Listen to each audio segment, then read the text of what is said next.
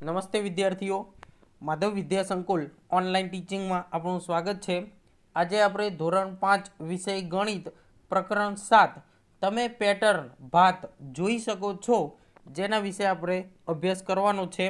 अहीं आपने पेटर्न एटले के भात विषे जाणवानुं छे कि पेटर्न एटले के भात पेटर्न एटले शुं के आपणे कोई विद्यार्थीओ तमे कोई चोक्कस रीते जोईए तो तमे कोई कापड़नी अंदर के कोई साड़ीनी अंदर के कोई शर्टना पेंटना कापड़नी अंदर तमे जोयुं हशे के एमां कोई चोक्कस नाना नाना चित्रो आपेला होय छे, जेम के केरीनी आकृति होय के अहींया आपणे ચોપડામાં देखाय ए रीतना आकारो आपणने आपेला होय छे।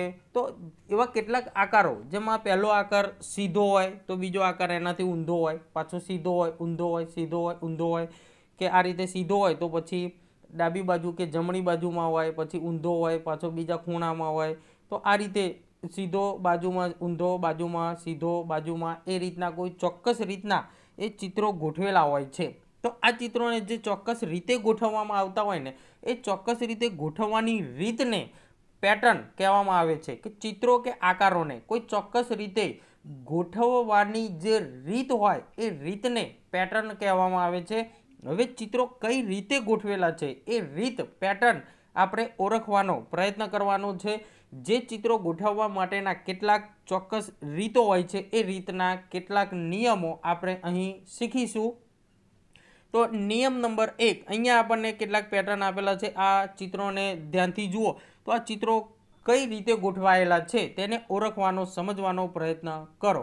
के पहेलुं चित्र जोईए तो आ ब्लॉकनी अंदर पातळो भाग नाना खूणावाळो भाग उपर तरफ छे, बीजामां जे अहींयाथी आम नीचे तरफ आवी गयो छे, पाछो आ भाग अहींयाथी उपर तरफ जतो रह्यो, आ भाग उपरथी नीचे तरफ आवी गयो एटले के एकमां सीधो ऊंधो जे आपणने આપણે પ્રકરણ 5 ની અંદર પણ શીખી ગયા હતા આકૃતિઓના પરિભ્રમણમાં જે અહીં આકૃતિનું પરિભ્રમણ આપણને 1/3 ભાગનું પરિભ્રમણ થાય છે। 1/3 ભાગનું પરિભ્રમણ થાય છે કે આકૃતિ सीधी ऊंधी એટલે કે 1/3 ભાગનું પરિભ્રમણ થતું આપણને જોવા મળે છે। તો સૌપ્રથમ પહેલા નિયમની અંદર આકૃતિઓ આ રીતે 1/3 ભાગના પરિભ્રમણ द्वारा પણ ગોઠવાયેલી હોય છે। ત્યારબાદ બીજા નિયમમાં આપણે અહીં આકૃતિ જોઈએ તો સૌપ્રથમ પહેલી આકૃતિમાં આ ભાગ ઉપરની તરફ છે, જે ભાગ અહીંયા બાજુમાં એટલે કે અહીંયાથી આમ સાઈડમાં આવી જાય છે। આ ભાગ જે સાઈડમાં છે એ ત્રીજી આકૃતિમાં નીચે તરફ આવી જાય છે, એટલે કે આ ભાગ અહીંયાથી નીચે તરફ આવશે। હવે આ ભાગ જે નીચે તરફ છે તે ચોથી આકૃતિમાં ડાબી બાજુ આવે છે, એટલે કે અહીંયાથી પાછું એક સ્ટેપ આગળની તરફ ખસે છે। પાંચમી આકૃતિમાં અહીંયા સાઈડમાંથી તે ઉપર તરફ આવી જાય છે, એટલે કે અહીંયાથી તે પાછું એક સ્ટેપ આગળની તરફ ખસે છે। જેને આપણે એક રાઉન્ડ કરીને સમજવાનો પ્રયત્ન કરીએ તો પહેલો ભાગ ઉપર તરફ છે, જે બીજો ભાગ આ જમણી બાજુ છે એટલે કે અહીંયાથી તે આટલું ફરે છે પરિભ્રમણ। આ 90 અંશનું એટલે કે 1/4 પરિભ્રમણ થતું જોવા મળે છે। 1/4 ભાગનું પરિભ્રમણ કેટલાક આકારોમાં આ રીતે 1/4 ભાગનું પરિભ્રમણ જે 90 અંશનું પરિભ્રમણ દર્શાવતું હોય છે। 1/4 ભાગનું પરિભ્રમણ થાય છે। હવે અહીંયાથી તે નીચે તરફ આવે છે, એટલે કે આ ભાગ આગળ વધે અહીંયાથી ડાબી બાજુમાં અને ત્યાંથી પાછો મૂળ આકારમાં આવી જશે। એટલે કે આ રીતે જોઈએ તો આ ઘડિયાળના કાંટા ફરતા હોય ને એ દિશા છે। 1/4 ભાગનું પરિભ્રમણ 90 અંશનું પરિભ્રમણ થાય છે, પણ તે પરિભ્રમણ ઘડિયાળના કાંટા ફરવાની દિશામાં થાય છે।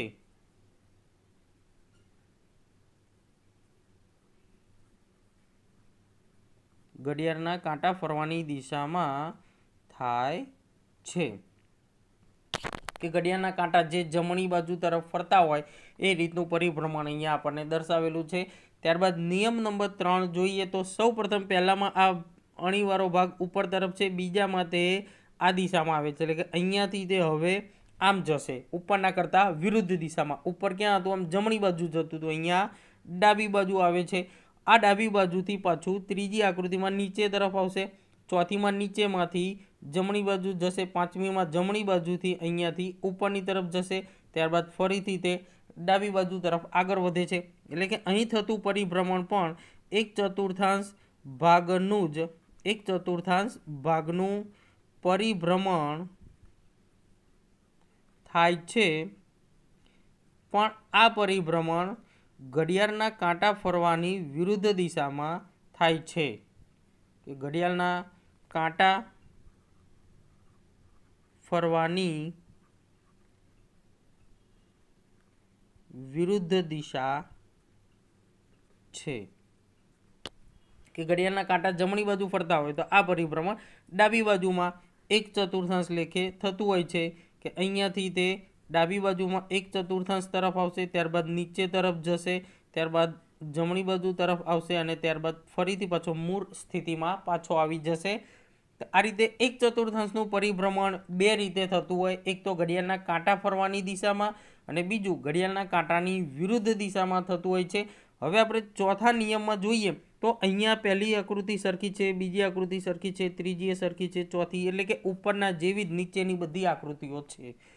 તો અહીંયા આપણે કહી શકીએ કે ભાઈ સાહેબ 1/4 પરિભ્રમણ ઘડિયાળના કાંટા ફરવાની વિરુદ્ધ દિશામાં થાય છે, તો કે હા, પણ આ જ પરિભ્રમણને આપણે બીજી રીતે જોવું હોય તો પણ આ દર્શાવી શકાય। જો અહીંયા સૌપ્રથમ પહેલો ભાગ ઉપર તરફ છે, બીજો ભાગ ક્યાં આવે છે? છેક ડાબી બાજુમાં આવી જાય છે, એટલે કે અહીંયાથી ફરતો ફરતો તે આપણે વર્તુળના 4 ભાગ કરીએ કે આ વર્તુળના 4 ભાગ કરીએ તો આ ઉપરના ભાગ તરફથી અહીંયા જોઈએ તો પહેલો ભાગ, નીચે બીજો ભાગ અને આ ત્રીજો ભાગ, એટલે કે છેક અહીંયાથી ફરીને તે ત્રીજા ભાગમાં આ આકૃતિ આવી ગઈ છે। ત્યારબાદ અહીંયાથી ફરીને તે પાછી 1, 2 અને 3 ત્રીજા ભાગનું વર્તુળ તૈયાર થશે, જે નીચે તરફ આવશે, એટલે કે ત્રીજી આકૃતિ નીચે તરફ છે। હવે અહીંયાથી આ આકૃતિને આપણે 3 વખત ફેરવવાની, 1, 2, 3, તો ચોથી આકૃતિ આ બાજુમાં આવી જાય છે। આ આકૃતિને 3 વખત ફેરવીએ, 1, 2 અને 3, તો આ અહીંયા ઉપરની તરફ સીધી આકૃતિ આવી જાય છે, એટલે કે આ પરિભ્રમણ એ 3/4 પરિભ્રમણ દર્શાવે છે। તો કે અહીં 3/4 નું પરિભ્રમણ દર્શાવે છે કે આ રીતે કોઈ પણ આકૃતિઓમાં આકારોમાં 1/3 પરિભ્રમણ હોય, 1/4 પરિભ્રમણ ઘડિયાળના કાંટાની દિશામાં હોય કે 1/4 ઘડિયાળના કાંટાની વિરુદ્ધ દિશામાં હોય, કાં તો પછી 3/4 પરિભ્રમણ હોય। હવે આપણે એક વસ્તુ ખાસ ધ્યાન રાખીશું કે 1/4 ભાગનું પરિભ્રમણ પણ ઘડિયાળના કાંટાની જ્યારે વિરુદ્ધ દિશા આવતી હોય તો એ પરિભ્રમણ અને 3/4 પરિભ્રમણ, તો આ બંને પરિભ્રમણો એક સરખી રીતના જ થતા હોય છે, ખાલી અહીંયા 1/4 પરિભ્રમણ ઘડિયાળના કાંટાની વિરુદ્ધ દિશામાં થાય છે અને આ 3/4 પરિભ્રમણ દર્શાવે છે જે ઘડિયાળના કાંટા ફરવાની દિશામાં થતું હોય છે। ઘડિયાળના કાંટા ફરવાની દિશામાં કે 3/4 ઘડિયાળના કાંટા ફરવાની દિશામાં જમણી બાજુથી 3/4 લો કે ઘડિયાળના કાંટાની વિરુદ્ધ દિશામાં 1/4 લો, તો આ બંને પરિભ્રમણ હંમેશા સરખા જ થાય છે।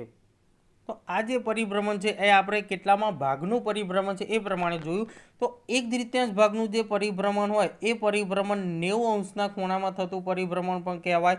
ત્યારબાદ 1/4 ભાગનું 1/3 ભાગનું પરિભ્રમણ એટલે 90 નહીં પણ 180° પરિભ્રમણ થયું ગણાય। ત્યારબાદ 1/4 ભાગનું જે પરિભ્રમણ હોય છે તે 90° પરિભ્રમણ પણ ઘડિયાળના કાંટા ફરવાની દિશામાં, આ 1/4 એટલે આ પણ 90° પરિભ્રમણ પણ ઘડિયાળના કાંટાની વિરુદ્ધ દિશામાં 90° પરિભ્રમણ, અને અહીંયા 3/4 પરિભ્રમણ, જે 3/4 પરિભ્રમણ એ ખૂણાના અર્થમાં જોઈએ તો 270° પરિભ્રમણ જે દર્શાવે છે। આખું વર્તુળ 360° હોય જેમાંથી 3 ભાગ એટલે કે 270° દર્શાવે છે। ત્યારબાદ પરિભ્રમણની ત્રીજી એક રીત જોઈએ તો ચોથા નિયમ તરીકે જેને દર્શાવી શકાય તો અહીંયા પરિભ્રમણમાં સૌપ્રથમ પહેલા ભાગમાં ઉપર તરફ છે, બીજા ભાગમાં આ નીચે તરફ આવે છે, એટલે કે અહીંયાથી તે આટલા ખૂણામાં આવે છે, અહીંયાથી આ આકૃતિ આ ખૂણામાં આવે છે, એટલે કે અહીંયાથી આ તરફ આવશે કે અહીંયા ઉપર બાજુમાં નથી પણ અહીંયા નીચેના ખૂણા તરફ છે। હવે ત્રીજા ભાગ ચોથી આકૃતિમાં તે સીધી થઈ જાય છે, એટલે કે અહીંયાથી આટલું થાય છે પરિભ્રમણ, જે પરિભ્રમણ આપણને 1/3 ભાગનું પરિભ્રમણ દર્શાવે છે। 1/3 ભાગનું પરિભ્રમણ, અને આ પરિભ્રમણ ઘડિયાળના કાંટા ફરતા હોય તે દિશામાં જમણી બાજુનું પરિભ્રમણ છે। આવી જ રીતે 1/3 ભાગનું પરિભ્રમણ ઘડિયાળના કાંટાની વિરુદ્ધ દિશામાં પણ હોઈ શકે છે। તો આ 1/3 ભાગનું પરિભ્રમણ થાય છે, જે આપણને 1/3 ભાગનું પરિભ્રમણ એટલે કે 20 અંશના ખૂણે પર થતું પરિભ્રમણ છે। હવે ત્યારબાદ બીજું એક પરિભ્રમણ આવશે જે 45 અંશના ખૂણે પરિભ્રમણ દર્શાવતું હોય છે। 45 અંશના ખૂણે થતું પરિભ્રમણ જે આપણે જોઈએ તો 45 અંશના ખૂણા માટે આપણે એક આકૃતિ દ્વારા સમજીએ તો સૌપ્રથમ અહીંયા આપણને એક આકૃતિ જે આપેલ છે આ આકૃતિને 45 અંશના ખૂણે પરિભ્રમણ કરાવીને આગળ વધારવાની છે। તો 45 અંશનો ખૂણો એટલે કે આ વર્તુળમાં આપણે જોઈએ તો જ્યારે આ રીતે ખૂણો બનતો હોય તો અહીંયા 90 અંશનો ખૂણો આ ભાગમાં બને છે। 45 અંશનો ખૂણો એટલે કે 90 કરતાં અડધું કે આ ખૂણામાં તે આવશે। ત્યારબાદ આ 45, ત્યારબાદ 45 આ તરફ આવશે, હવે પછીનું 45નો ભાગ આ તરફ આવે, ત્યારબાદ 45 નીચે તરફ આવશે, ત્યારબાદ 45 અહીંયા ખૂણામાં આવશે। તો આ રીતે 45 દોરીએ તો એક વર્તુળના કુલ 8 ભાગ પડે છે, 1 2 3 4 5 6 7 અને 8, જે દરેક ભાગ 45 અંશનો ખૂણો દર્શાવે છે। એટલે કે 45 અંશનો ખૂણા દર્શાવવા માટે આપણે આકૃતિને દરેક ખૂણામાં દરેક અષ્ટકોણ આકારના એંગલમાં આપણે દોરવી પડે કે આ રીતે આવી। ત્યારબાદ હવે આપણે બીજી આકૃતિ આ પહેલી જો આ પહેલી આકૃતિ છે આ રીતે સીધી છે, ત્યારબાદ બીજી આકૃતિ આ રીતે આપણે આ ખૂણામાં દોરવાની રહેશે। તો એરો આપણે આ ખૂણામાં લઈ જઈશું। ત્યારબાદ ત્રીજી આકૃતિ અહીંયા આ જમણી બાજુમાં આખી આડી થઈ જશે। ત્યારબાદ ચોથી આકૃતિ નીચેના ખૂણામાં આવશે।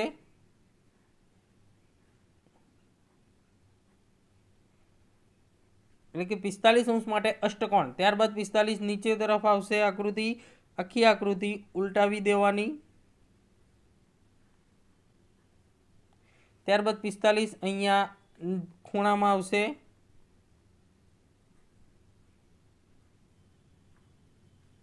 ત્યારબાદ 45 અહીંયા ડાબી બાજુ,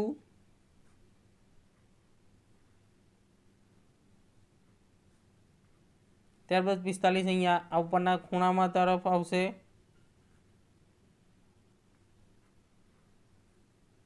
અને છેલ્લે 45 અહીંયા મૂળ આકૃતિ જેવી આકૃતિ આપણને પાછી મળે છે, જે મૂળ આકાર સ્વરૂપે આપણને પાછી મળે છે। તો આ રીતે 45 અંશના ખૂણાનું પરિભ્રમણ આપણે કરાવી શક્યા। તો કોઈ પણ આકાર કે આકૃતિનો પેટર્ન જાણવા માટે એ આકાર કે આકૃતિને કેટલા ભાગમાં ફેરવેલ છે કે કેટલા અંશના ખૂણામાં તે આકૃતિ ફરે છે તે આપણે જાણીએ તો તે આકૃતિની પેટર્ન આપણે સરળતાથી ઓળખી શકીએ અને બીજી આગળની આકૃતિઓ પણ આપણે દોરી શકીએ। પેટર્નને વધુ સારી રીતે સમજવા માટે આપણે પાઠ્યપુસ્તકની કેટલીક પેટર્નો જોઈશું। અહીંયા સૌપ્રથમ આપણે જે નિયમો હાલ શીખ્યા ચોપડામાં એ જ નિયમો અહીંયા આપણને આપેલા છે કે સૌપ્રથમ આકૃતિને 1/4 ભાગમાં ફેરવતા તો અહીંયા સીધી આકૃતિ જે બાજુમાં આવશે, બાજુથી નીચે તરફ બાજુમાં અને ફરી મૂળ આકૃતિની જેમ સીધી થશે। ત્યારબાદ 1/3 ભાગમાં ફેરવતા તો સીધા ક્રમની આકૃતિ આખી ઉલટાઈ જાય છે, સીધી ઉલટી સીધી ઊંધી એવું થાય છે। ત્યારબાદ 3/4 ભાગની આકૃતિ તો જે આપણે 1 2 અને 3 ભાગ ફેરવવાના છે, જે ઘડિયાળની દિશામાં ફરે છે અને ઘડિયાળની વિરુદ્ધ દિશામાં જોઈએ તો 3/4 એ ઘડિયાળની વિરુદ્ધ દિશામાં ફેરવતા 1/4 ભાગ થઈ જતો હોય છે। હવે અહીંયા મહાવરો આપેલો છે કે તેના પછી શું આવશે કે અહીંયા 3 આકૃતિ છે, 3 આકૃતિ પછીની 2 આકૃતિ કેવી આવશે જે આકૃતિઓ આપણે દોરવાની છે। તો સૌપ્રથમ પહેલી આકૃતિ જોઈએ તો જેમાં એક વર્તુળમાં ત્રાસી લીટી છે અને બંને જુદા જુદા રંગમાં એક એક વાદળી રંગનું ટપકું આપેલું છે। તો આ આકૃતિ પછી બીજી આકૃતિ તો પહેલામાં આ રીતે ત્રાંસા ખૂણામાં હતી જે બીજા ભાગમાં આ રીતે સીધી થાય છે। એટલે કે હમણાં આપણે ચોપડામાં જોયું જે 45 અંશના ખૂણામાં ફરતી આકૃતિ હતી તે રીતે અહીં પણ આ 45 અંશના ખૂણામાં આકૃતિ ફરે છે। તો સૌપ્રથમ આ બાજુ હતી, ત્યારબાદ ઉપર તરફ આવશે, એટલે કે 45 અંશનો જ્યારે ખૂણામાં ફરતી આકૃતિ દેખાય તો આપણે એક વર્તુળના 8 ભાગ પડવાના અને જેટલા ભાગ આવતા હોય તે દરેક ભાગમાં એક એક આકૃતિની પેટર્ન આપણે આગળ દોરવાની। તો સીધી આકૃતિ આ રીતે થાય છે, ત્યારબાદનો આડી ખૂણામાં આવશે, હવે આ રીતે આડી આકૃતિ થશે। તો આ રીતે આડી આકૃતિ કરીને અંદરનો આડો લીટો કરીશું, ત્યાં નીચે આપણે લાલ રંગ દર્શાવીશું અને ઉપર પીળો રંગ દર્શાવીશું. લાલ અને પીળો બંને ભાગમાં આપણે અહીં એક એક વાદળી રંગનું ટપકું મૂકીશું. ત્યારબાદ આકૃતિ અહીંયાથી આ બાજુમાં આવી ગઈ. હવે નીચેના ખૂણા તરફ આવશે તો આ રીતે આડો પટ્ટો આવશે, જેમાં નીચે લાલ રંગ અને ઉપર પીળો રંગ આવશે.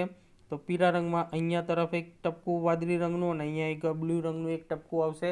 તો આ રીતે પેટર્ન આગળ વધશે. હવે જોઈએ તો બીમાં આપેલો છે એન. જે એન આપણે ફેરવીએ તો એનને ફેરવતા તે ઝેડ જેવો દેખાય છે. ત્યારબાદ ફરી પાછો ફેરવતા એન જેવો દેખાય છે. તો હવે આપણે આને બાકીના બે ખાનામાં આગળ પેટર્ન વધારવાની છે. તો સૌપ્રથમ શું થાય છે એન. ત્યારબાદ આને શું કરેલું છે, આ આકૃતિને અહીંયાથી આમ આડી કરેલી છે. ત્યારબાદ ફરી પાછી આડી કરેલી છે, એટલે કે આ આકૃતિ 1/4 ભાગમાં ફરે છે. 1/4 ભાગમાં અને ઘડિયાળના ફરવાની દિશામાં ફરે છે. તો આ આકૃતિને આપણે હવે આગળ વધારીશું તો આ રીતે ત્રાસી આકૃતિ થશે અને તેને ફરીથી આમ આગળ વધારીશું તો આ નીચેનો ભાગ ઉપર તરફ આવશે અને આ ભાગ અહીંયા આગળ તરફ એટલે આવશે. તો જેથી તે ફરી મૂળ આકૃતિ જેવી એન જોવા મળશે. અથવા તો આપણે આને સાદી રીતે સમજીએ તો સૌપ્રથમ એન દેખાય છે, ત્યારબાદ શું દેખાય છે ઝેડ, ત્યારબાદ એન, તો ત્યારબાદ ઝેડ અને ત્યારબાદ એન. તો આ રીતે પણ આપણે આકૃતિઓને સમજીને પેટર્ન સમજીને એને આગળ લંબાવી શકાય. હવે સી ની અંદર આપણને ત્રિકોણ આપ્યા છે. તો ત્રણેય ત્રિકોણ કેવા છે, એક સરખા જ દેખાય છે.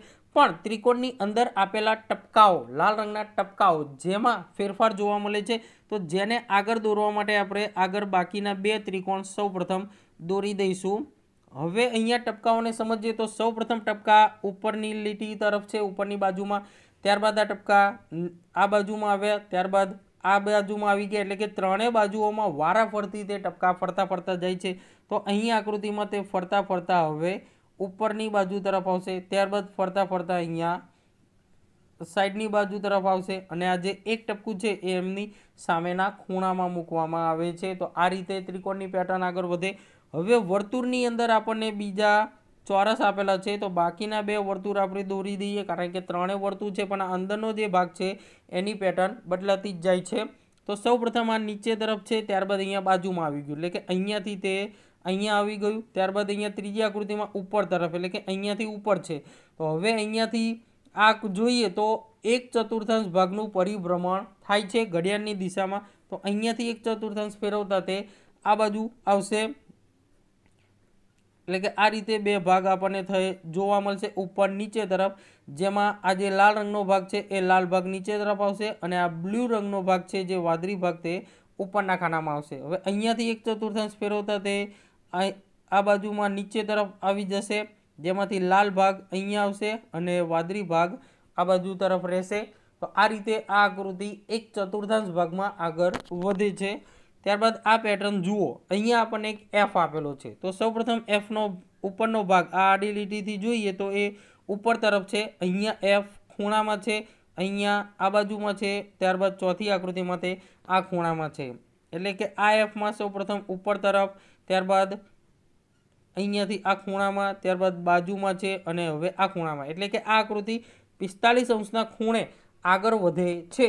તો 45° ખૂણે ફરે તો તેના પછી શું આવશે, આ એફ પછી હવે કેવો એફ આવશે તે આપણે નક્કી કરવાનું છે. તો અહીંયા વર્તુળમાં જોઈએ તો પહેલી આકૃતિમાં એફ સીધો હતો, બીજામાં આ ખૂણામાં જાય છે, ત્રીજામાં આ ખૂણામાં જાય છે, ચોથામાં આ ખૂણામાં આવશે. તો હવે પછીનો એફ નીચે તરફ ઉલટો એફ જે અહીંયા ત્રીજી આકૃતિમાં આપણને જોવા મળે છે. ત્યારબાદ એલની પેટર્ન આપેલી છે. તો આ નિયમનો ઉપયોગ કરીને, એટલે કે આ 45° ખૂણે જ આપણે આકૃતિને ફેરવવાની છે અને જ્યાં સુધી પ્રથમ ચિત્ર ફરીથી ન મળે ત્યાં સુધી આગળ વધતા જ જવાનું છે. કે એલને આપણે 45° ખૂણે જ આ ઉપરના નિયમનો જ ઉપયોગ કરવાનો છે. તો હવે ત્યારબાદ એલ આ ખૂણામાં આવી ગયો. જો જ્યારે આ રીતે ચોરસ હોય તો ચારે ખૂણામાં આપણે એક એક અને ચારે બાજુઓમાં આવે તેવી આકૃતિ દોરવાની છે. તો અહીંયા સૌપ્રથમ ઉપર તરફ આવી ગયું, આ ખૂણામાં આવી ગયું. હવે આ બાજુ તરફ એલ આવશે, એટલે કે અહીંયાથી આ રીતે એલ આવશે. ત્યારબાદ બાજુમાંથી નીચેના ખૂણા તરફ તો આ રીતે થશે, ખૂણામાંથી આ બાજુમાં આવશે તો આ રીતે ઉલટો એલ આવશે. હવે આ બાજુમાં આવી ગયું હતું, હવે આ ખૂણો રહેશે તો ખૂણામાં આવશે, ખૂણામાંથી પછી આ બાજુ તરફ, બાજુમાંથી ઉપરના ખૂણા તરફ રહેશે અને ઉપરના ખૂણાથી તે ઉપરની બાજુ તરફ આવશે. એટલે કે મૂળ આકાર જેવો આકાર આપણને મળી જાય છે. ત્યારબાદ પી અંગ્રેજી મૂળાક્ષર પી આપેલો છે, તો પીનો આ ભાગ ઉપર તરફ છે જે આ ખૂણામાં આવ્યો. હવે અહીંયા આપણે લઈશું તો પી આ રીતે હવે દોરાશે. ત્યારબાદ નીચેના ખૂણા તરફ આવશે, ત્યારબાદ નીચે તરફ આવશે પી ઉલટો. હવે આ ખૂણામાં આપણે લેવાનો છે, ત્યારબાદ અહીંયાથી આ બાજુમાં લેવાનો, આ ખૂણા તરફ લેવાનો, ત્યારબાદ અહીંયા ઉપરની તરફ આવશે, એટલે કે મૂળ આકાર જેવો આકાર આપણને અહીંયા મળી જાય છે. ત્રીજો નંબર, નીચે લાલ લીટીની ડાબી બાજુએ કેટલીક પેટર્ન આપેલી છે. દરેક પેટર્નનો નિયમ લખો અને આ નિયમનો ઉપયોગ કરો અને લાલ લીટીની જમણી બાજુએ આપેલ પેટર્નમાંથી હવે પછી શું આવશે તે નક્કી કરીને ખાનામાં ટીક કરો. કે અહીંયા આપણને 3 પેટર્ન આપી છે, તો આ ત્રીજી પેટર્ન પછીની ચોથી પેટર્ન આ હશે કે આ હશે, આ બંનેમાંથી કઈ પેટર્ન આવશે તે આ ખાનામાં નીચે આપણે ટીક કરવાનું છે અને તે કયો નિયમ દર્શાવે છે એ પણ આપણે જણાવવાનું છે. તો સૌપ્રથમ આપણે નિયમ સમજી લઈએ. તો નિયમમાં આ વાદળી ભાગ ઉપરની તરફ છે, જેમાં આ ભાગ અહીંયા ખૂણામાં જાય છે, એટલે કે અહીંથી આમ ખૂણામાં આવશે. ખૂણામાંથી તે બાજુ તરફ જાય છે, એટલે કે આમ બાજુ તરફ જાય છે. હવે આને સમજવા આપણે એક વર્તુળ દોરીએ તો આ પહેલો ભાગ પહેલી આકૃતિમાં તે ઉપરની તરફ છે, બીજી આકૃતિમાં તે આમ ખૂણામાં જશે, ત્રીજી આકૃતિમાં તે જમણી બાજુમાં આવે છે. એટલે કે આ આકૃતિ આપણે 45 અંશના ખૂણે આગળ વધે છે. તો કે આકાર 45 અંશના ખૂણાની પેટર્ન દર્શાવે છે. તો આ રીતે જ્યારે આપણે કોઈ પણ આકારની પેટર્નનો નિયમ સમજીશું તો આપણને આગળની આકૃતિઓ સમજવામાં અને દોરવામાં ખૂબ જ સરળતા રહેશે. તો આ 45 અંશના ખૂણે આવે છે. હવે આ લાલ ભાગ જે બાજુમાં આવી ગયો, તો એના પછી આ છેલ્લી આકૃતિ છે, ત્રીજી આકૃતિ. હવે આના પછી કઈ બાજુ આવશે તો આ નીચેના તરફ ખૂણામાં આવશે, જે ખૂણામાં આવતી આકૃતિ આ સાચી આકૃતિ છે. હવે અહીંયા જોઈએ તો અહીંયા આપણે 4 જુદા જુદા રંગ આપેલા છે, જેમાં કોઈ પણ એક રંગના આધારે આપણે આકારને સમજીશું. તો સૌપ્રથમ આ વાદળી રંગ જોઈએ તો જે આ બાજુની તરફ છે, ત્યારબાદ હવે તે ક્યાં આવે છે, આમ નીચે તરફ આવે છે, અને આ જે ચોરસ બને છે એ ચોરસનું ચોરસ જ બને છે. એટલે કે આ ભાગ અહીંયાથી નીચે તરફ આવે છે, ત્યારબાદ અહીંયાથી આ ખૂણામાં આવે છે. એટલે કે આ દરેક આકાર 1/4 નિયમમાં આવશે. 1/4 ભાગનું પરિભ્રમણ થાય છે. કે 1/4 ભાગનું પરિભ્રમણ થાય છે. અહીંયાથી વાદળી ભાગ આ બાજુ આવી ગયો, તો હવે અહીંયાથી આ ઉપરની તરફ આવશે. એટલે કે વાદળી ભાગ જે ઉપર હોય તે આકૃતિ આપણી સાચી આકૃતિ છે આગળની. હવે અહીંયા જોઈએ તો આપણને ખૂણાવાળો S જેવો આકાર દેખાય છે, જેની અંદર આપણે સૌપ્રથમ પેટર્નને સમજવાનો પ્રયત્ન કરીએ. તો પેટર્નમાં આવશે 1/4 ભાગનું પરિભ્રમણ, 1/4 ભાગનું પરિભ્રમણ થાય છે. આ ભાગ જે ડાબી બાજુ જાય છે તે અહીંયા નીચે તરફ જશે, અહીંયા જમણી બાજુ તરફ જશે, તો હવે ઉપરની તરફ એ ભાગ જશે. એટલે કે અહીંયા આપેલી પહેલી આકૃતિ જે આપણી સાચી આકૃતિ આવશે ડી. તો ડીમાં આપણને આ રીતની ચિત્ર આપેલું છે, ડિઝાઇન આપેલી છે. ડિઝાઇનમાં આપણે આ મોટું વર્તુળ અને નાનું વર્તુળ એવા 2 ભાગ પડે છે. તો જેમાં મોટા વર્તુળના આધારે આપણે સમજીશું. તો મોટું વર્તુળ સૌપ્રથમ ઉપર તરફ છે, બીજી આકૃતિમાં તે આ ડાબી બાજુમાં આવે છે, ત્રીજી આકૃતિમાં ડાબીથી તે નીચે તરફ આવે છે, અને ચોથી આકૃતિમાં નીચેથી તે બાજુમાં આવે છે. તો પાંચમી આકૃતિમાં તે હવે ઉપર તરફ આવશે. એટલે કે એક આકારના 4 ભાગ પડે છે. તો 4 ભાગ પડતા હોવાથી તે 1/4 ભાગનું પરિભ્રમણ. હવે 1/4 ભાગનું પરિભ્રમણ છે, પણ ઘડિયાળના કાંટા ફરવાની વિરુદ્ધ દિશા. જ્યારે આપણે એને 1/4 ભાગનું પરિભ્રમણ દર્શાવીએ તો ઘડિયાળના કાંટાની વિરુદ્ધ દિશામાં એમ કહેવું પડે, અથવા તો ઘડિયાળના કાંટાની દિશામાં જોઈએ તો 3/4 ભાગનું પરિભ્રમણ થાય. તો હવે આના પછીની રાઈટ આકૃતિ, તો આ ભાગ હવે ઉપર તરફ જશે, જેથી આ પહેલી આકૃતિ એ સાચી આકૃતિ આવે છે. પેટર્ન જુઓ કે કે નીચેમાં કેટલીક પેટર્નો આપેલી છે, પણ જે પેટર્ન નિયમ અનુસાર ન હોય તેના ઉપર નિશાની કરો અને તેને સુધારો. કે પેટર્નમાં કોઈ ચોક્કસ નિયમ પ્રમાણે જ પેટર્નો આપેલી હોય, પણ અહીં એક આકૃતિ એવી છે દરેકમાં જે નિયમ પ્રમાણે આવતી નથી, જે આપણે શોધવાની છે. તો એની અંદર જોઈએ તો સૌપ્રથમ પહેલામાં વર્તુળ છે તે ઉપર તરફ છે, બીજી આકૃતિમાં નીચે તરફ છે, ત્રીજીમાં પાછું ઉપર છે, ચોથીમાં નીચે છે. એટલે કે એક ઉપર નીચે એ રીતની પેટર્ન છે, નિયમ બને છે ઉપર નીચે એક તૃતીયાંશ ભાગમાં. તો હવે જોઈએ કઈ આકૃતિ ખોટી છે. તો એક ઉપર નીચે આ ભાગમાં આ વર્તુળ નીચે તરફ આવવું જોઈએ, જેથી આ આકૃતિ એ નિયમ અનુસાર નથી. ત્યારબાદ બી ની અંદર જોઈએ છત્રીમાં, તો છત્રીમાં ખુલેલો ભાગ ડાબી બાજુ છે, ત્યાંથી નીચે તરફ આવે છે, ત્યારબાદ જમણી બાજુ જાય, ત્યારબાદ ઉપર તરફ જાય. એટલે કે અહીંયા આપણને એક ચતુર્થાંશ ભાગનો નિયમ જોવા મળે છે. આકૃતિ એક ચતુર્થાંશ ભાગનું પરિભ્રમણ કરે છે, એ પણ ઘડિયાળના કાંટા ફરવાની દિશામાં. તો ઘડિયાળના કાંટાની દિશામાં અહીંયાથી તે નીચે તરફ આવશે, નીચેથી તે બાજુમાં જશે, બાજુમાંથી ઉપર તરફથી બાજુમાં, અહીંયાથી તે નીચે તરફ. આ આકૃતિ નીચે તરફ આવી જોઈએ, પણ જે ખોટી છે આ આકૃતિ આખી ઉલટી હોય તો સાચી આકૃતિ ગણાય. હવે સીમાં જોઈએ તો સીની અંદર એક પક્ષી જેવું ચિત્ર છે, જે પહેલામાં મોઢું ઉપર છે, બીજામાં મોઢું ઉપર તરફ છે, ત્રીજામાં મોઢું ઉપર તરફ છે, ત્યારબાદ ચોથામાં નીચે તરફ છે, પાંચમામાં ઉપર તરફ છે, ત્યારબાદ નીચે તરફ છે. એટલે કે આ આકૃતિમાં નિયમ એક તૃતીયાંશનો નિયમ લાગુ પડે છે, પણ એક તૃતીયાંશ પ્રમાણે આપણે જોઈએ તો નીચે ઉપર નીચે આ પક્ષીનું મોઢું નીચે તરફ આવવું જોઈએ, પણ તે નીચે તરફ નથી, માટે આ આકૃતિ ખોટી આકૃતિ છે.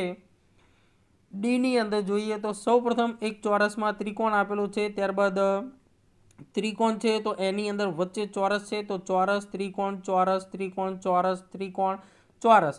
હવે દરેક જ ચોરસની અંદર વચ્ચે ત્રિકોણ છે, ત્રિકોણમાં વચ્ચે ચોરસ છે, ચોરસમાં વચ્ચે ત્રિકોણ છે, ત્રિકોણમાં અહીંયા વર્તુળ છે. જે ત્રિકોણમાં ચોરસ હોવું જોઈએ, પણ અહીંયા વર્તુળ નથી. એટલે કે આ આકૃતિ વર્તુળ છે, જેથી આ આકૃતિ ખોટી આકૃતિ બને છે. હવે જાદુઈ ચોરસ. હવે અહીંયાથી આગળ આંકડાકીય પેટર્ન આવશે, જે આંકડાકીય પેટર્ન આપણે પછીથી શીખીશું. તો આ વિડીયોમાં આપણે જેટલી પેટર્ન અને જેટલા ચિત્રો આગળ શીખ્યા છીએ તે દરેક વિદ્યાર્થીઓ સમજૂતી જે શીખ્યા છીએ તે સમજૂતી દરેક વિદ્યાર્થીઓ વાંચીને મોઢે કરશે, અને ચોપડીના જે દાખલા આપણે શીખ્યા છીએ તે દાખલા પણ ચોપડીમાં ગણશે. હવે પછીની વિડીયોમાં આપણે સ્વાધ્યાય પોથીના બીજા કેટલાક એક્સ્ટ્રા દાખલા, આના કરતાં પણ વધારે દાખલા આપણે શીખીશું. જે દાખલા આપણે આકાર કે ચિત્રના આકૃતિના ભાત પ્રમાણે જ પેટર્ન પ્રમાણે જ આપણે શીખવાના છે, પણ અહીંયા ચોપડીમાં કેટલાક લિમિટેડ થોડાક જ દાખલા હતા, જેનાથી વધારે દાખલા આપણે સ્વાધ્યાય પોથીમાં શીખીશું, આપણને વધારે અનુભવ થશે. પ્રણામ.